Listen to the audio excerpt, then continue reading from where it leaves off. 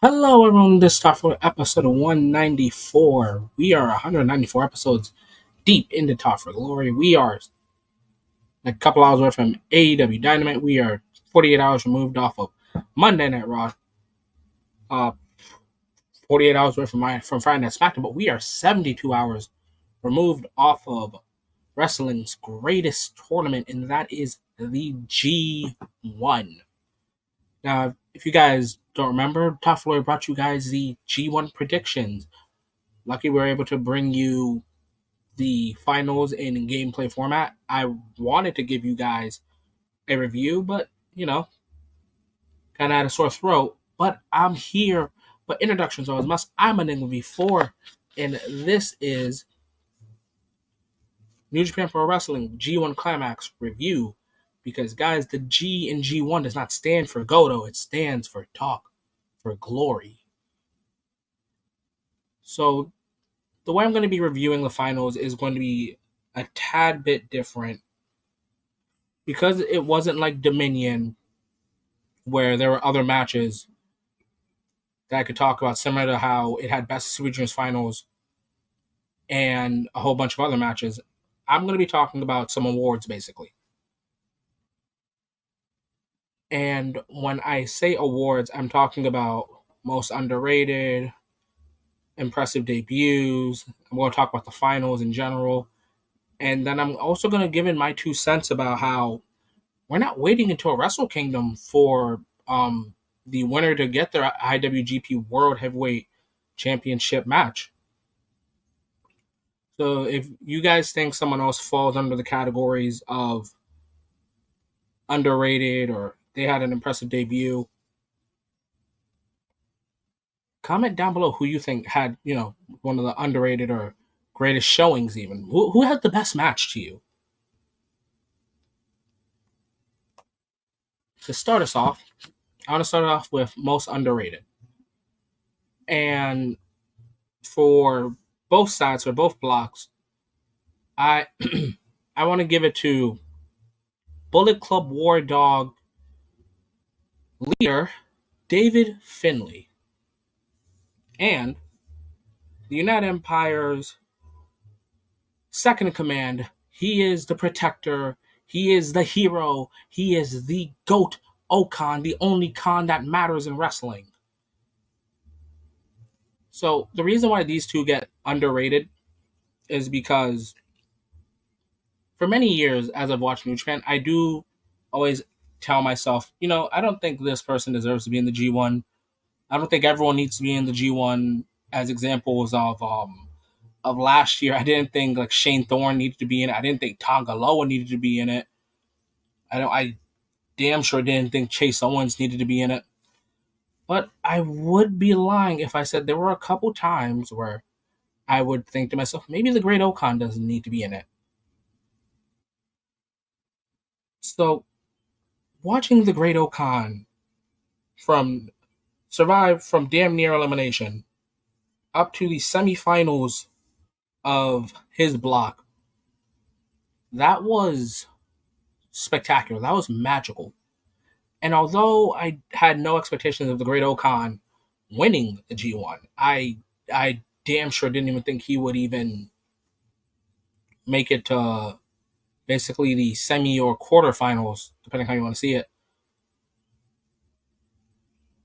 And no shame in him losing to Shingo Takagi. I was just impressed that, wow, the Great O-Khan made it this far. And if you were to tell me, yeah, the Great O-Khan is going to beat the likes of Tetsuya Naito, the IWGP World Heavyweight Champion, I would have said, dude, no fucking way. I love O-Khan. The dude's great. The dude's a mad lad. I'm sure the dude's gonna start his own YouTube channel, and hell, maybe he might blow up. Maybe he might start his own company off of that. But to watch Great O-Khan survive elimination and arguably have the best G1 that he's had since returning to New Japan Pro Wrestling in late 2020, that was just spectacular to watch. And Does this mean get real gold on the Great Okan? Maybe. Not now, but in the future, I would love to see the Great Okan actually, and I'm not joking when I say this, I would truly love to see the Great Okan one day win the IWGP World Heavyweight Championship.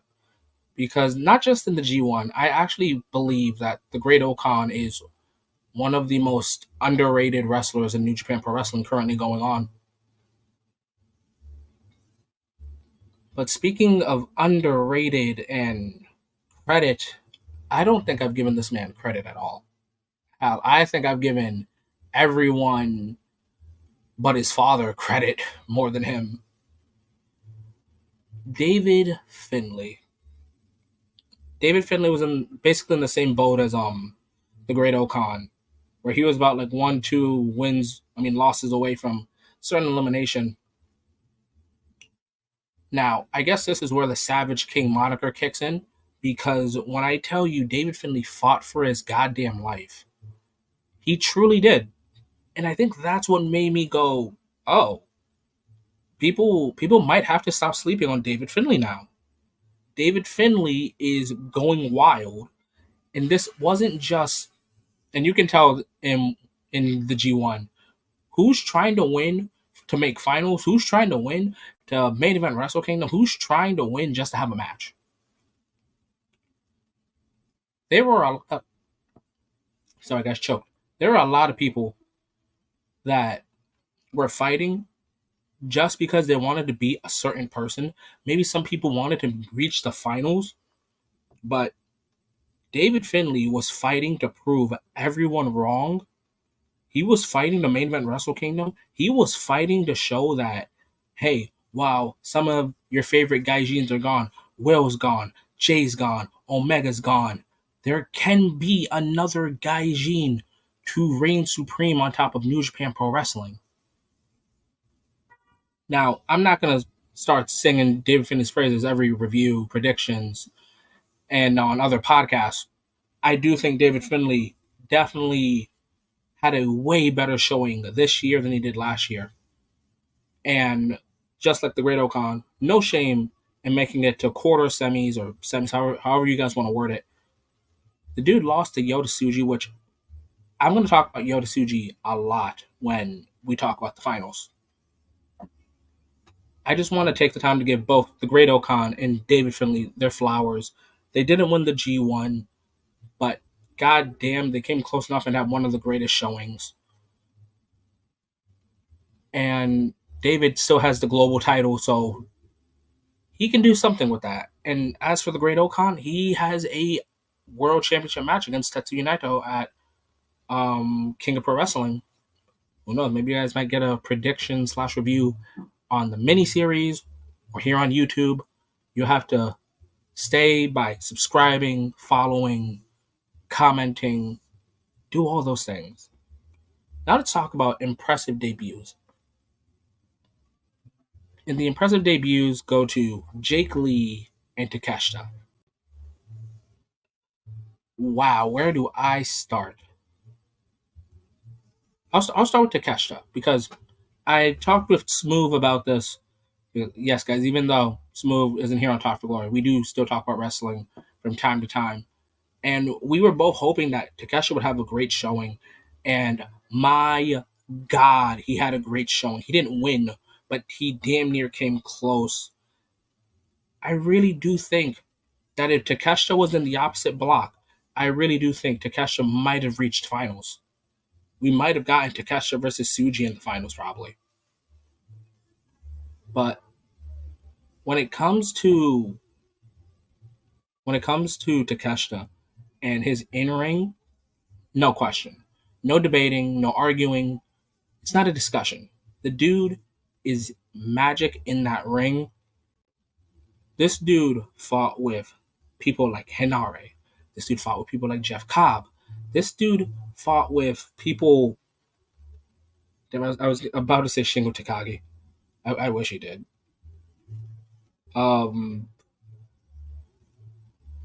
He fought Naito. He fought. Well, I'm not gonna say evil shit. Like Takeshita just just had it. Wait, no, I'm not thinking of Naito. My bad. I'm thinking of Jake Lee when I said Naito. But Takeshita just he messed with everyone. I can't tell you an actual bad match that Takeshita had where I walked away going, my God, this was horrible. I'll admit some weren't my favorite, but I'll still say the things like, wow, Takeshita really is not hindered, but he's not utilized in that ring as he should be. Also, my favorite match with Takeshita is him versus ELP. Damn near might be top 3, top 5 best G1 matches of this summer. And if you guys think otherwise, tell me, what is your favorite Takeshi match? And I know I'm singing Takeshi's praises a lot, but that's only because when I get to Jake Lee, there's going to be a lot. Last thing I'll say about Takeshi is two things. One, I would love to see him more in New Japan. Let's try to get him a match at Wrestle Kingdom. Doesn't have to be a title match. It could be a regular 1v1 versus a big star, whoever you guys deem worthy of facing the Alpha Takeshita. Second, throughout the tour, Takeshita faced not Takeshita. Yeah, Takeshita teamed with the United Empire a lot. And I spoke with some friends online, and I'll ask the question here. Do you think Takeshita should be a member of the United Empire? Now, when I say that, yeah, he can wear the armband, he can throw up the crowns, but that doesn't mean that I want Takeshita in New Japan. I just want him as a member of United Empire. We've had members of factions be overseas. Hell, I still count the Good Brothers as members of Bullet Club. So we can have Takeshita be United Empire and be in AEW. We have Aussie Open, and they are for sure United Empire. We have the leader of United Empire, Will Ospreay, and he is still United Empire. So whether you need to go through Ospreay, the Goat Okan, or fake leader TJP, let's add Takeshita into the United Empire. All right, and now time for me to sing the praises of a man that I had no idea about. I knew nothing about.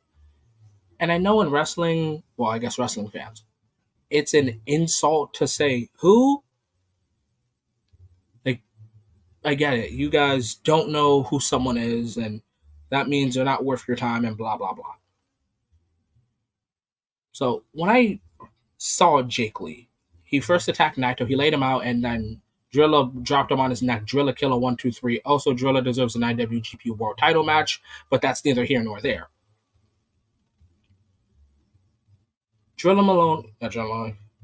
Jake Lee laid out Naito, and then he joins Bullet Club, and then he's added into the G1.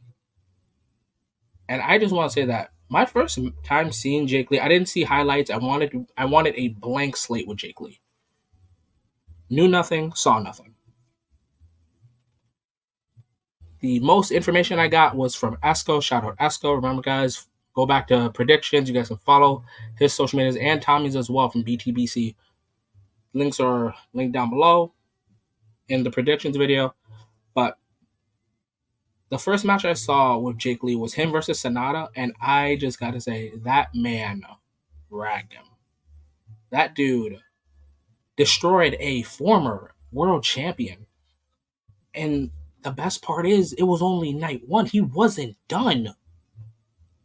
Jake Lee went on to then have a great match with Zack Sabre Jr. He had a fun match with Naito. He had a great match against Shota Umino and Yota Tsuji. There are matches that I didn't think would reach my expectations of enjoyable involving Jake Lee, especially, and I'll say this is Jake Lee's most entertaining match, not his best match, his most entertaining. Jake Lee versus Gabe Kidd was a street fight for the sickos. I'll say this: you don't want to watch Collision for the sickos. You watch the G1 for the most desperate, the most hungry fight. And I loved every minute of Jake Lee. And I'm now hoping that him and Gabe Kidd win sooner or later the IWGP or just the New Japan Strong tag team titles from TMDK, the Mighty Don't Kneel, Shane Thorne and Mikey Nichols. Because I actually enjoy the pairing of Gabe Kidd and Jake Lee.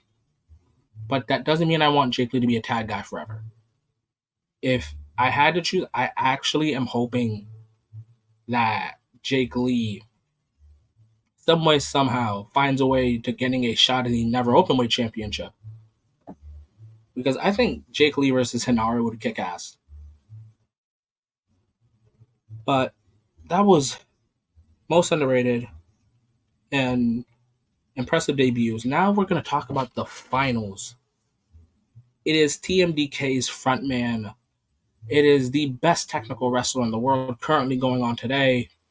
Or maybe I should say after All In. Or I should leave that to predictions, what I truly think. But it is British Techers itself. It is the Noodle Man. It is 1,000 holds per minute. It is Zack Sabre Jr. versus Gene Blaster versus LIJ's 1/3 of the Railroad Three Musketeers.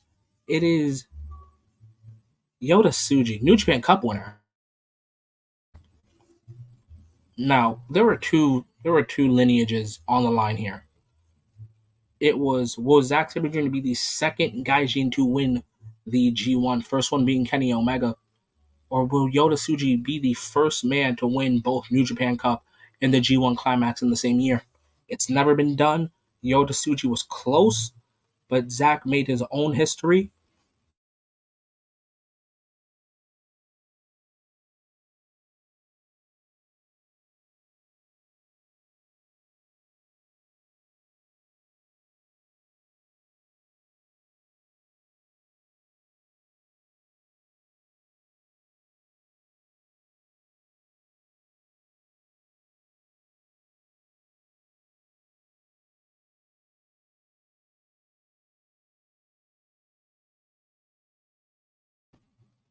Okay, sorry about that.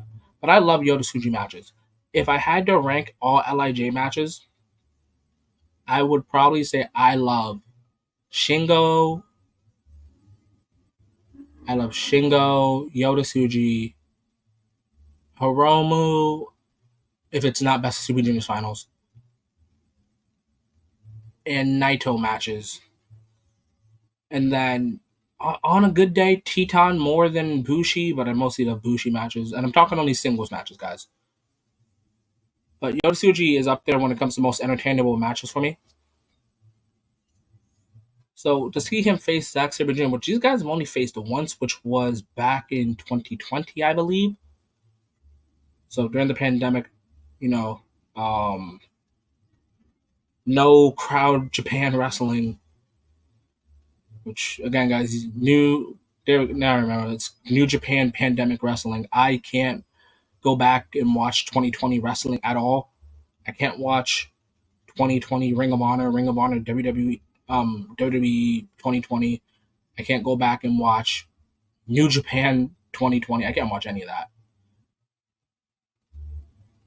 But to see these two face in the G1 finals, probably the best match of Yota Tsuji's career and one of Zack's best matches, it was breathtaking because a lot of people were pulling for Zack, but it wasn't guaranteed, oh, Zack's winning. Like, I can probably tell you guys that last year, yeah, Naito was winning in 2022. Okada was for sure winning in 2021. Um, I forgot who the hell won the G1 that year. Oh yeah, Okada won again. Yeah, like I can tell you, like from 2021 to 2023, those were predictable as hell. But this, a match that truly felt anyone's game, and I think that's what wrestling needs. But in the end, when Suji, and I don't think this was planned, I think this was a desperation move, where he goes for his final Gene Blaster, which is just the spear or the gore, whatever you guys want to call it. He goes for it after Zack ducking two clotheslines, and then Zack gets a triangle, and then he just transitions into multiple submissions, and the crowd gets louder and louder with every transition from one submission to another. And it's amazing how Zack Sabre Jr.'s submission game really is, because if you remember from the start, Zack goes from triangle to armbar to leg lock to turning Suji into a pretzel, similar to what he did to Orange Cassidy. And then Suji couldn't tap the ground. He had to yell, "Yes, I quit. That's it. I lose. I give up. I surrender." Making Zack Sabre Jr. the second Gaijin to win the G1 Climax, the first British born to win the G1. Now, the real question is, will he be the first British born to win outside of Wrestle Kingdom and winning the G1? Because Zack's not waiting until Wrestle Kingdom. I guess he thinks it's not worth the wait. He's challenged at King of Pro Wrestling. He will be facing the winner of the Great Okan and Tetsuya Naito. And just thinking about it out loud, would you guys have waited until Wrestle Kingdom, or would you guys have called it sooner? For you guys that aren't too familiar, Wrestle Kingdom is in January. So that means Zack would have had to wait August from August to December, let's say. So 4 months. When you win the Royal Rumble, you're waiting from January to April. Similar time length wait. I think Zack should have waited. But when you believe you're this good, when you've already beaten the champion, because yes, Zack and Naito were in the same block, and Zack did get a victory over him. Who knows? Maybe winning that soon is what made Zack go, "Hey, I did it in this tournament. I can do it sooner. Why wait till Wrestle Kingdom?" But now the real question is, if Zack, now after being a G1 winner, if he's done that, can he then be in contention for Superstar of the Year of Talk for Glory? Maybe he may be in contention, but that is something you guys are gonna have to wait till January to see. So I want to thank everyone that's listened, and I want to give you guys something to look forward to, because now the next time you guys see Talk for Glory live, which will be either this Friday or this Saturday, hopefully Smooth will be there. What's coming, and I hope you guys are all in as much as we will be, because Talk for Glory will be bringing you all in predictions. But I want to thank all the viewers, all the listeners. Comment down below what was your favorite G1 match, who had the awards that I've already listed. And remember, guys, even though this isn't the regular, everyday kind of style of Talk for Glory, we have found our G1 winner. We have found our front man. We have found arguably the next top Gaijin in British born. One more time, congratulations, Zack Sabre Jr. on winning the G1 Climax. Now remember, guys, drop a like, drop a sub, stay safe, comment down your favorite G1 match.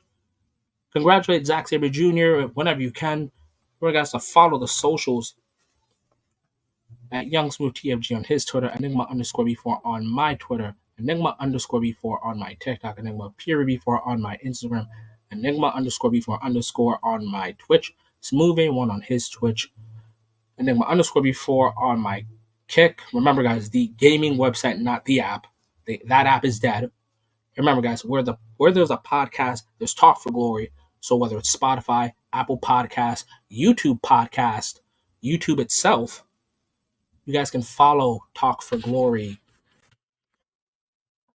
And most importantly, guys, stay safe. Have a great day and or night. Enjoy the rest of your day, because I know this is in the afternoon, not the regular Talk for Glory time frame. But most importantly, enjoy wrestling.